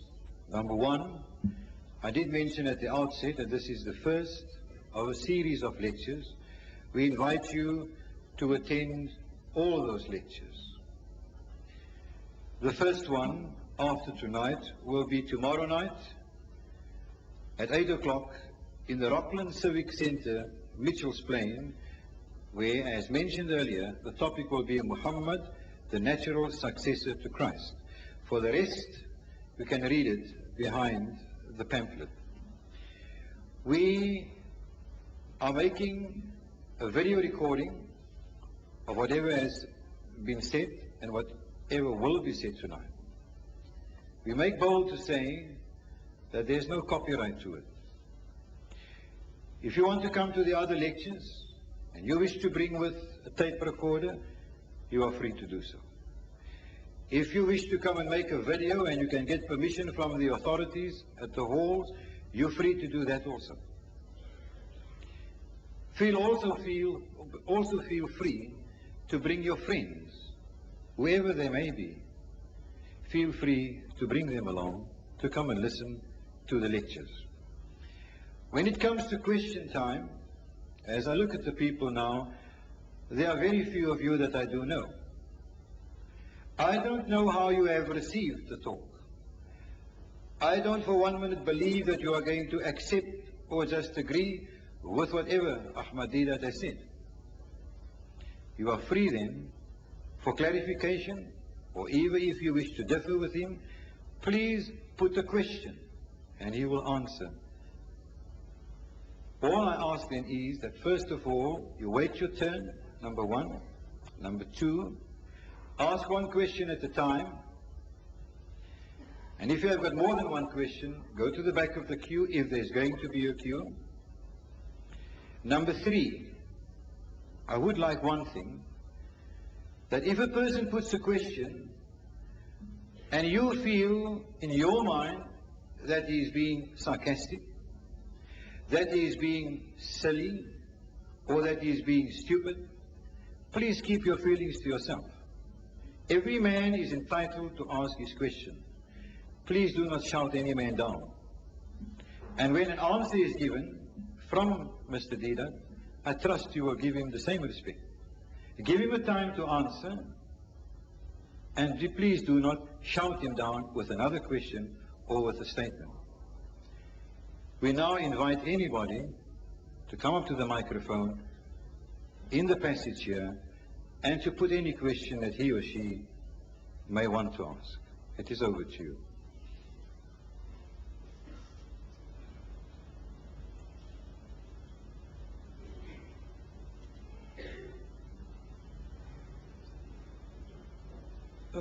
Good evening, all of you. Now, Mr. Ahmadidat, I have always heard about you, and my desire was always to talk with you, not in the state to argue or anything else. And I don't want to make excuses, because why, that's not the thing. I have heard you were talking about Dominis. Now, I also want to say something about this. Then I'm going over to my questions. There's one different thing. God has also His Spirit. Now, when I wanted to go to a Bible school, the Lord stopped me from going to CBI in Surrey Estate, Klipfontein Road. Now, Mr. Ahmadidat, I just want to get a clearance on this. Not to say that I am going against you. As I've already said, I'm not making excuses. Now, you have said that Jesus is not Muhammad, but that Jesus is not, Moses is not talking about Jesus, but about Muhammad.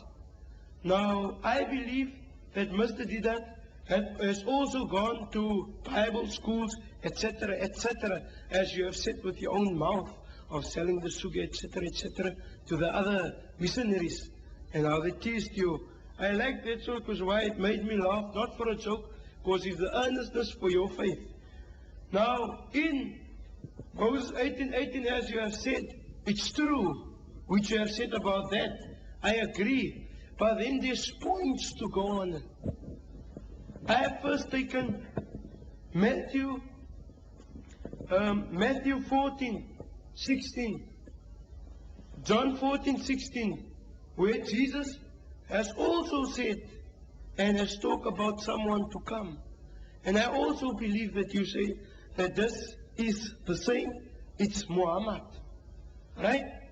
Now I want you just to be patient. I'm going on scriptural, just to go with and to say why I believe that Muhammad was not Jesus, not to go against the Islamic faith, because that's Christianity, not to go against anyone's faith. And that's what I want to say. It says in Moses 18:18 that, as you say, that God will rise up someone likewise to the one called Moses. It's a fact, as you have said. But then it's revealed to that it was so. It says, you understand Afrikaans, Mr. Ahmadidat? No, I don't. I'll read it and I'll translate it to you.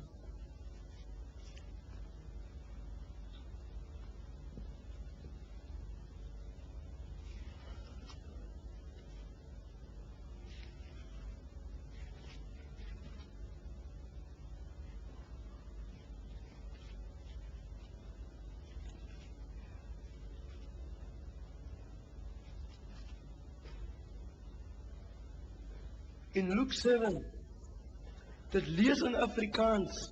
As julle miskien hoor dat ek miskien verkeerd translate of so, dan is julle reg om vir my reg te stel ensovoorts. Dit lees so Yeah. nadat Jesus 'n wonderwerk gedoen het. Just one thing, brother, before you go on.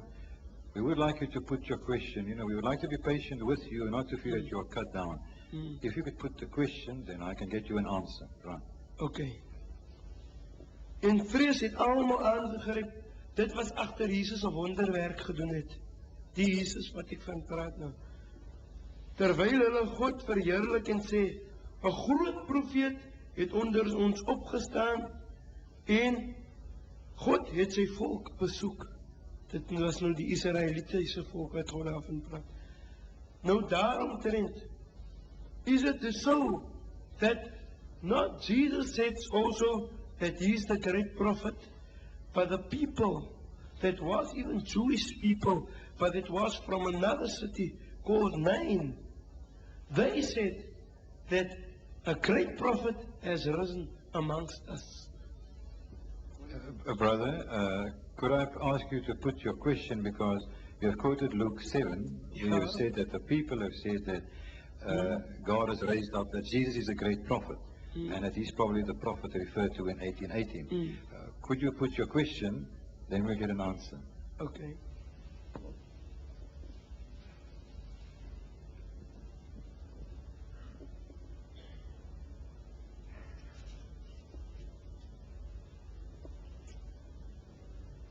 If you would like time to put your question properly, then maybe somebody else can come up and ask a question in the meantime. Okay. Okay? Anybody else, please? Assalamu alaikum. My dear Ahmad Didat, I was very impressed with your speech tonight. But as a Muslim, there is something that is not clear in my mind. And I think lots of other people would also like to get some clearance on this matter. Of course, you did quote that it is said that Prophet Muhammad would be the one. I mean, you said that. I mean, it is quoted that he will be raised from amongst their brethren. Now, of course, this means that he will be a great person. But why did God give him that greatness, which was so short-lived? Why did he achieve that greatness only for 23 years of his life? Why wasn't he a great man from the time he was born? Why wasn't he so great? I wouldn't say great, but why wasn't he so popular like Jesus was? Why did he achieve world popularity only years after his birth? Could you explain that to us? I'm sure you will do a lot of justice to a lot of other Muslims and non-Muslims in this place. Why did God wait for 40 years before revealing the Quran to the Holy Prophet Muhammad sallallahu alaihi wasallam? Suppose the Quran was revealed to him at the age of 30. Say like Jesus Christ, he was baptized at the age of 30 in the river Jordan by John the Baptist. So he said, look, why 30? Why not at 25? And if it was 25, why not at 20? Why wasn't he born with a book in his hand? These are questions that you have to address to Allah. You see? As I said, the Quran is a book of telegrams. Remember? The Quran is a book of telegrams from Allah through His Messenger Muhammad sallallahu alaihi wasallam. Now you have to send a telegram to Him, God Almighty. Ask Him, why did you wait till the age of 40 before you deliver this message to Him? It's not me, it's not in my hands. He chose Moses at the age of 40. He chose the other prophets, David at the age of 40. He chose Jesus at the age of 30. That's His business. When the time is right, the message is given. With regards to greatness, you see, if you read, I don't know whether you're in touch with what is going on in the world today. A certain Michael H. Hart has written a book called The Top 100. The most influential men in history. And you see the number one, Muhammad sallallahu alaihi wasallam. In the Times magazine, the greatest leader of all time, Jules Masterman, a Jew, a United States psychologist, the greatest leader of all time was Muhammad. Lamartine, in his History of the Turks, he says the greatest man that ever lived was Muhammad. I'll be dealing with this aspect of greatness in the third lecture, I think. Muhammad the greatest. So I hope you will hold your horses till then. Why did God choose this man, at the age of 40? And why is he recognized today? In the lifetime, every prophet, you made a statement, I think that maybe you didn't know, you slipped out of your mouth, that Jesus was a great success. Muhammad had to make migration. His companions had to make 2 migrations to Abyssinia. Jesus was a great success. That is not true. You know it's not true. You know what was his end, according to the Christian, what they say? The man was killed on the cross. Is that greatness? Is that success? And all his disciples forsook him and fled. They left him in the lurch. All. 100% failure. And today, the Christian world are not following Jesus at all. According to that Michael S. Hart, he says that, you see, the honor for Christianity should be divided between Jesus and Paul. And actually, Paul is the real founder of Christianity, not Jesus Christ. So even as a religion, the religion that is carrying his name, Christ, Christianity, is not his religion. So I think, my son, you should check up these things, before making a statement to say, this man was more successful than the other. The most successful of all religious personalities is Muhammad, according to the Encyclopedia Britannica, edition, 11th edition. Most successful. Well, I don't know, nobody paid, I don't know who paid them, to write that down.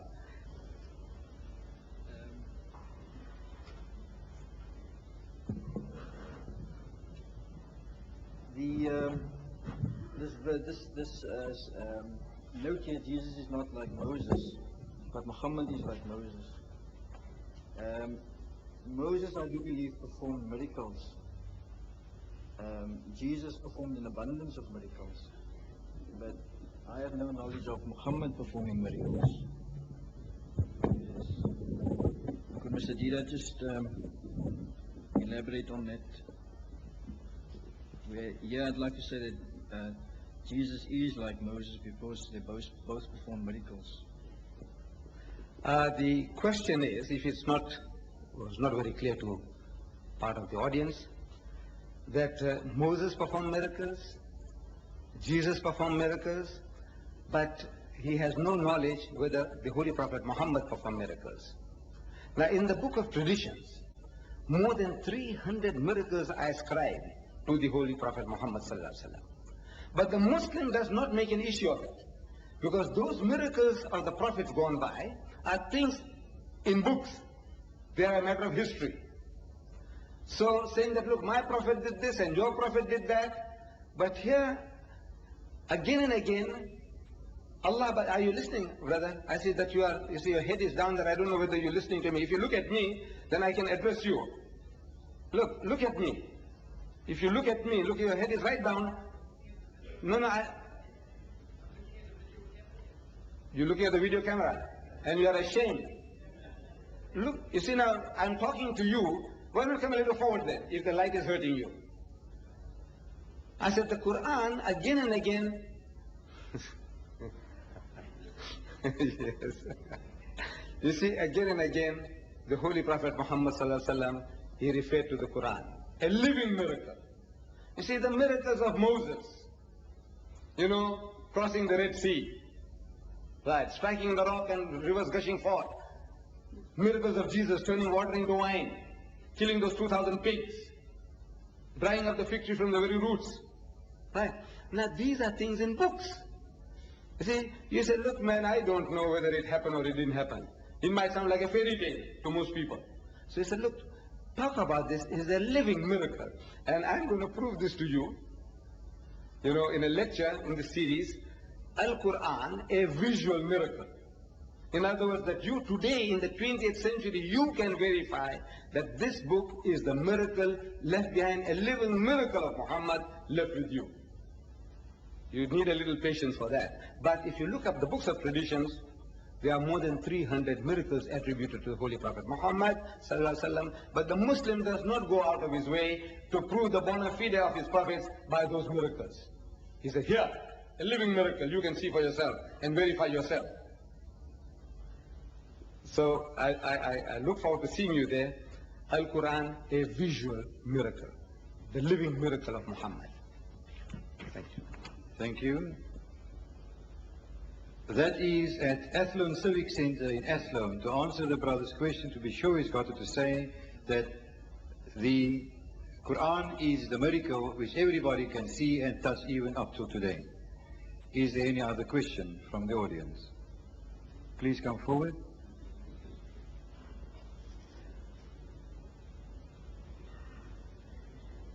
Good evening, Mr. Ridad. I appreciate your explanation for that particular scripture verse, but I have one question. What you have said tonight, is that authenticated in the Quran? Can you quote a particular verse whereby Muhammad claimed himself to be that particular prophet?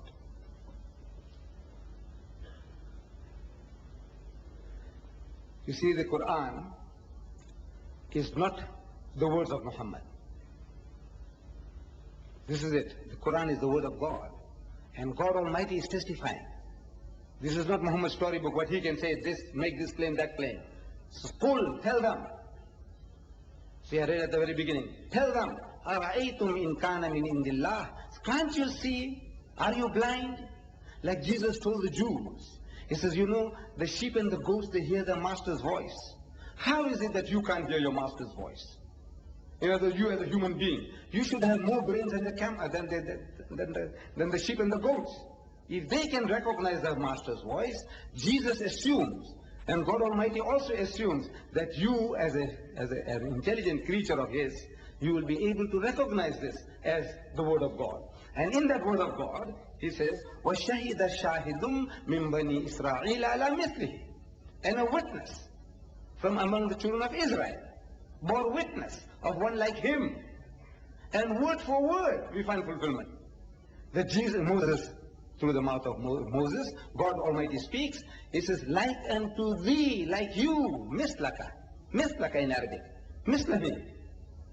So we have given you more than 20 different reasons to say that, look, this prophecy refers to the Holy Prophet Muhammad. God Almighty makes the claim on his behalf.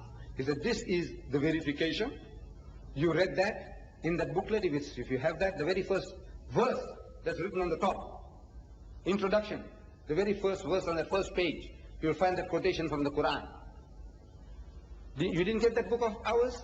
Is the Bible what the Bible says about Muhammad? The very first page. You'll see that verse there, which is the confirmation from God Almighty that this is the prophecy finds fulfillment in the Holy Prophet Muhammad sallallahu alaihi wasallam.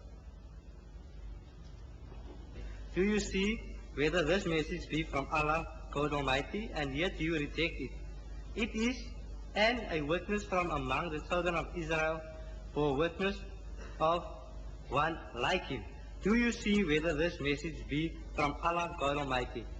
Now I had read through the translation of the Quran, and there's one part that struck me when he gave the scripture that he received from the angel Gabriel in the form of the Holy Spirit. When he received it and he gave it to them, I would like to ask you one question, but that is not the whole point of the thing. Is that I'd like to know for sure why, point number one, when he revealed the Quran, right? When he revealed the word to them, can you tell me why? Firstly, if his eyes turned red like fire and his temper, and had a bad temper, and yet further down it brought it to a conclusion that he had to stress it that way to get their attention. Right? But now what I'd like to know is that, can you tell me for sure that I speak under full correction, and I'd like to know, there is a difference between the Holy Quran and the Bible. There's a very big difference. And from this point, I'd like to read you some scripture. Here it says, the Holy Quran 46, verse 10. Do you see whether this message be from Allah? Right? But I'd like to stress you a point, because you said you had searched from Dumani to Dumani. Right? And you went from one point to another point, seeking the truth. Alright, so, seeking the truth. concerning the Deuteronomy 18 verse 18. But that is not my point. What I'd like to know is, can the Quran fully be accepted as the word of God? But before you answer, I'd like to read to you something. Yeah. Could you put the one question which you would like him to answer? Just one. Alright, but I'd first like to read to him the scripture verse. And Why won't you read afterwards? You finish your question first, yes. What was the question again? Yeah, it says, Look, you're rambling too much. Look, I'm an old man of 66 now, and I'm standing on my feet for 2 hours. Will you please be merciful to me? Come forward with your question. What is the question? Don't ramble. Alright, sir, I'll bring it to you. You talked about the Antichrist. I never spoke about the Antichrist. Now about the 666, the number. So why did I never use the word Antichrist in my talk at Yes, all? I know, So sir. why are you trying to put words in my mouth? You talked about the beast. That I meant to refer to the beast. Right, That so is right, talk about the beast in Antichrist. 666, yeah. Yeah. Let's hear. But that's not the actual point. The question is here in John 8. What is your question? Could you put the question? You Yes, can sir. support it with the text afterwards. This is for you, young What man. is That is the one who has been challenging. You see now, every Christian that comes forward, he has got the Spirit. But when he comes to ask questions, the Spirit deserts you. I don't know why. Why can't people ask questions? You know, you misquoting me, you putting words in my mouth which I never uttered. You know, this brother is doing the same. I said, what is happening with the Spirit that you're supposed to be carrying with you? Let that Spirit help you to ask the question, if you have it. Sure, I Let's just have it. finished my question. Let's have it. I just asked you what is truth. That is what Pilate asked Jesus, which he never answered. And I answered and asked you to know I'm the answering difference you. between This is the Quran question and the that Bible. Pontius Pilate asked Jesus. Sure. What is truth? And you read there, Jesus never answered that question. Sure. Right. I know. Now, if you want to know what is truth, this is what the Quran says. Al-haqqu min rabbikum wa la takun min al-mumtarin. The truth comes from thy Lord alone, so be not be those of those who doubt. And this is the truth, That is the truth. the revelation of God. It is the whole truth and nothing but the truth. I This agree is with you. it. Whatever God says is truth. Now could I just finish one more point? Question, one more question. Could you tell me, is the God of Allah you serve and the God I serve, is it the same God? You see, in principle, we all believe in the same God. But you have a certain concept of God Almighty if you are a Christian. Are you a Christian? Yeah. And you are a Trinitarian. Huh? Are you a Trinitarian? Yes, Father, Son, and Holy Ghost. Right. You see now, that is your concept of God Almighty, Father, Son, and Holy Ghost, which we say is not the teaching of Christ. Jesus Christ, you see in the Gospel of St. Mark, chapter 12, verse 29, a learned man of the Jew comes to him and says, Master, what commandment is the first of all? And Jesus answers and says unto him, not, for there are three that bear witness in heaven, the Father, the Word, and the Holy Ghost, and these three are one. No. He said the first is, in the Hebrew language, Shama Israelu Adonai Eloheinu Adonai Echad, which means, hear, O Israel, the Lord our God, the Lord is one. This is the first commandment as given by Jesus Christ. See, the first is that Lord God is the one and only God. No man can see God and live. God is not seen at any time. God is spirit, and those that worship him must worship him in truth and in spirit, not in form, not in shape, not in size. This verse about the Trinity, for there are three that bear witness in heaven, the Father, the Word, and the Holy Ghost, and these three are one, is in that Bible that brother is carrying. But in all the modern translation, including the RSV, the Revised Standard Version of the Bible. I wonder if you heard about the Revised Standard Version of the Bible, which is the most up-to-date Bible in the world today. This was brought about by 32 scholars of the highest eminence, backed by 50 cooperating denominations. And they have, as a whole, thrown it out, expunged it from the Bible. Would you like to have a look at it? It's not there. This verse in the Trinity is thrown out as a fabrication, as an interpolation. You know who did it?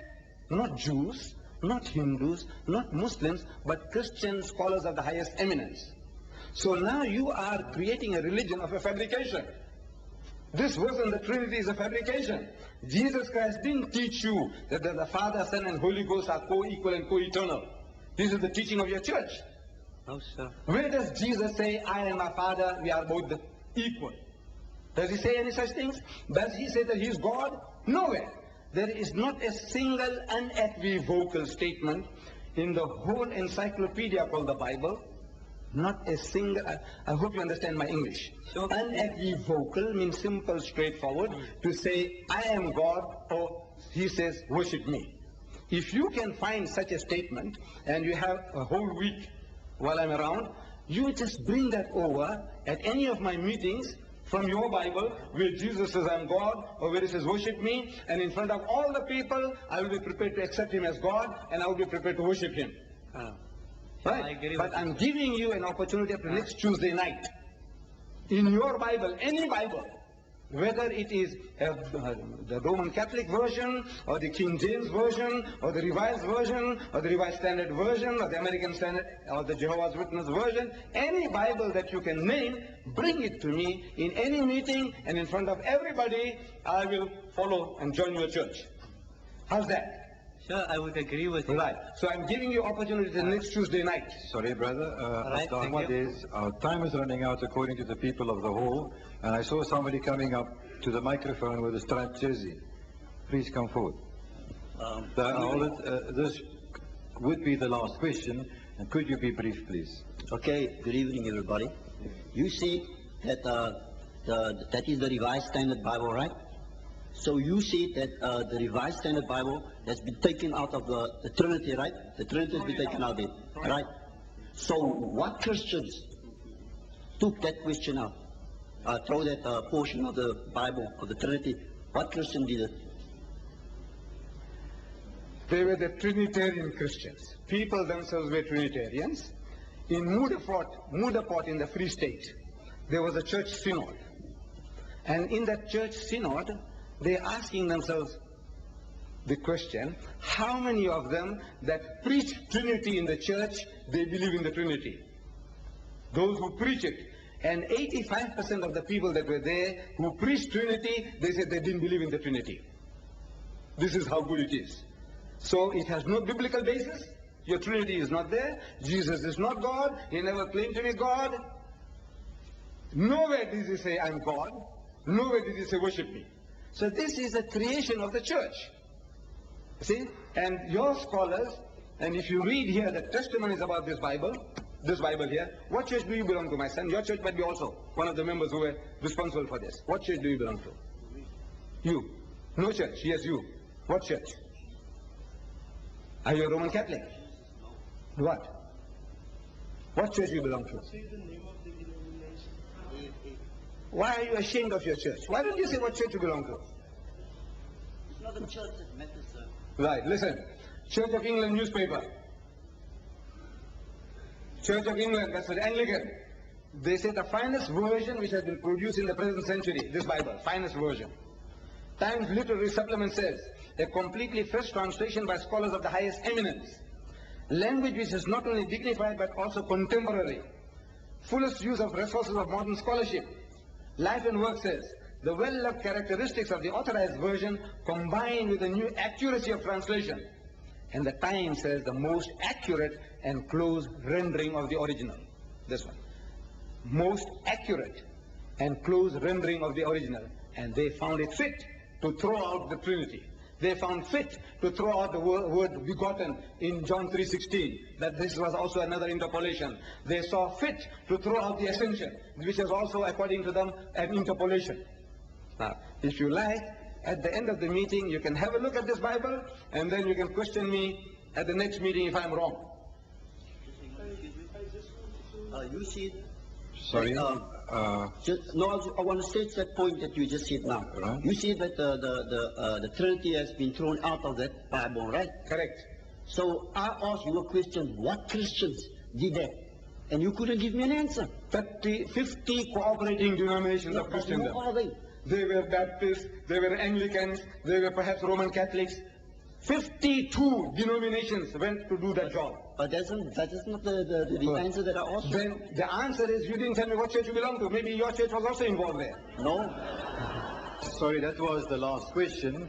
And I would like to take this opportunity to say many, many thanks for your attendance tonight and for your participation, one and all of those who did. Please roll up at the other lectures if you would like some enlightenment further. Thank you. Qur'ans are Assalamu alaikum wa rahmatullahi wa barakatuh.